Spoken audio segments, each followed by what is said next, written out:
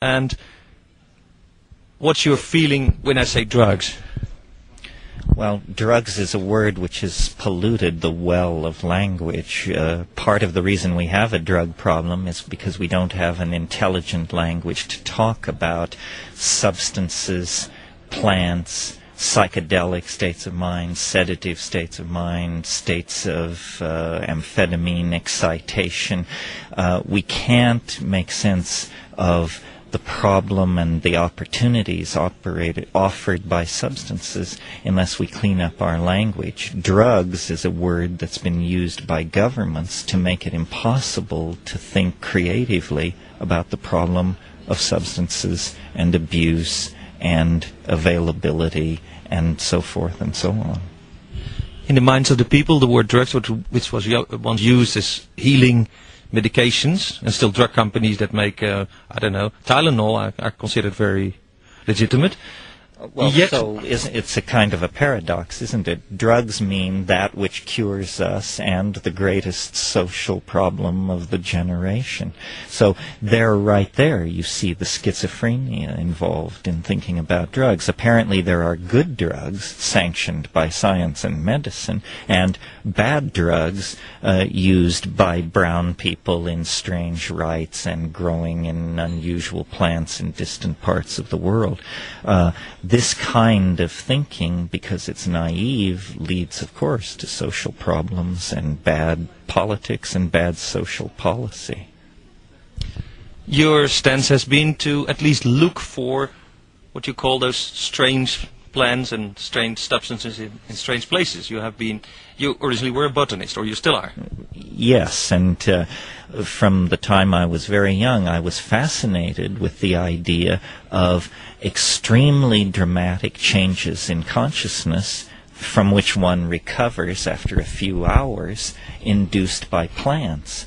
And I discovered through the writing of Aldous Huxley and other people that this was a worldwide religious and cultural phenomenon that my own Catholic middle-class upbringing had completely overlooked and denied, and I've been fascinated with it ever since. You know, it's a bit like sexuality. It's something which the Calvinist intellect would just prefer didn't exist, but in fact the phenomenon of being human beings in animal bodies with a relationship to nature makes it important for us to address these altered states of consciousness and the plants, the substances, and the cultural institutions that come into being around these things.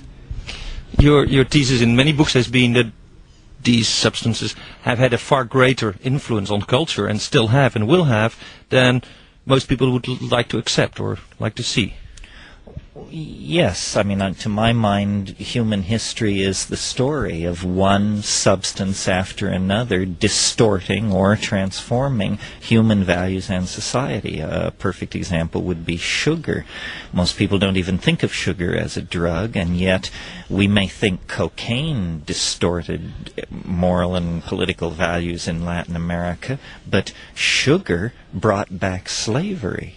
Slavery actually died with the Roman Empire. Nobody worked agricultural products with slaves in the Middle Ages. It wasn't until the early 1400s that the Portuguese began producing sugar, and they used up Jews and prisoners. And so then they started buying human beings from Arab traders. And the Pope was in on the deal, and everybody was in on the deal.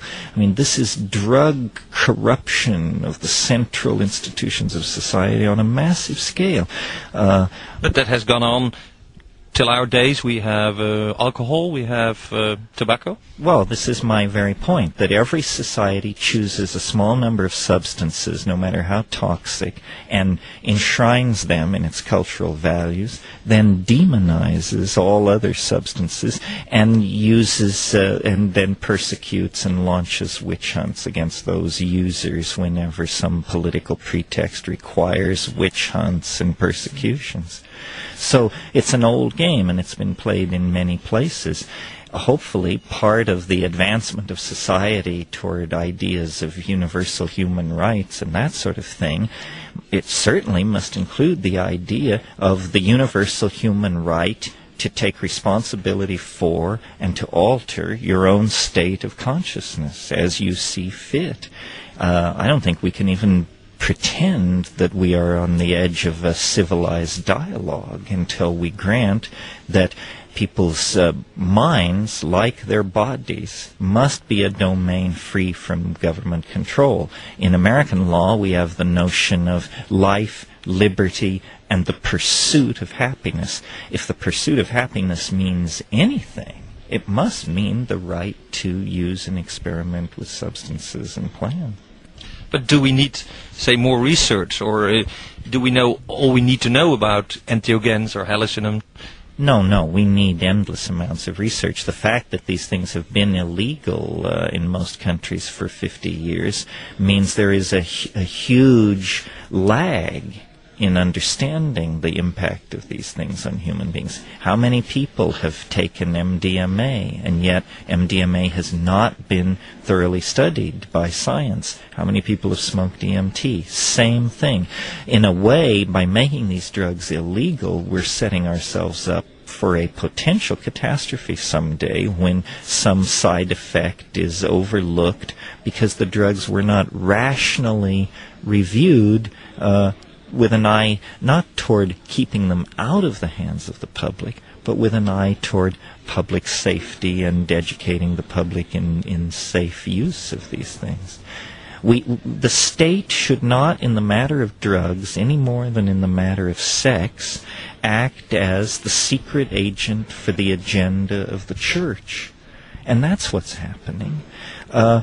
People want to stimulate themselves. They want to explore their consciousness. They want to sedate themselves. Who are we to stand in their way with a moral ideology and the long, heavy arm of the law to interfere with that? It distorts civilized values. But that's the bottom line. Drug repression distorts civilized values and political discourse. Many people emphasize the bad effects of using, LSD, DMT. Do you think there are positive effects in general, and are there positive effects that are yet to be discovered?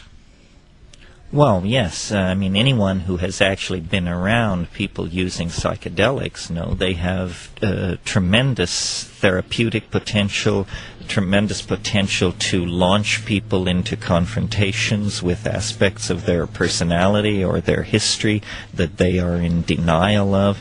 The people who hold that these psychedelic substances have no application have very little actual personal experience with them. It's the old story of my mind is made up, don't confuse me with facts.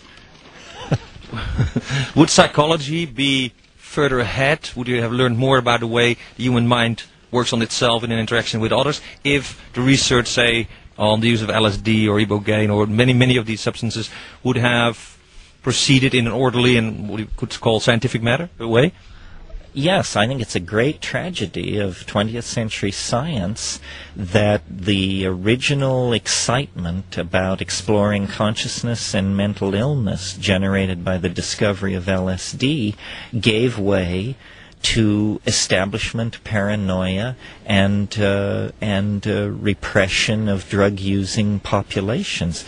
The excitement in psychology when LSD was first introduced was like the excitement in the physics community when the atom was smashed, and everybody thought, well, now we'll understand mental illness, schizophrenia, the memory, so forth and so on. And instead, the government lost its nerve because it saw that these substances have a potential for deprogramming people to institutional values. And that was so terrifying that all the promise for mental illness and creativity studies and so forth and so on was sacrificed to institutional paranoia about the fact that drugs might actually cause people to wake up to some of the abuses and scams that were being run by late modernism and capitalism. Clear. Thank you, Terence. Thank you.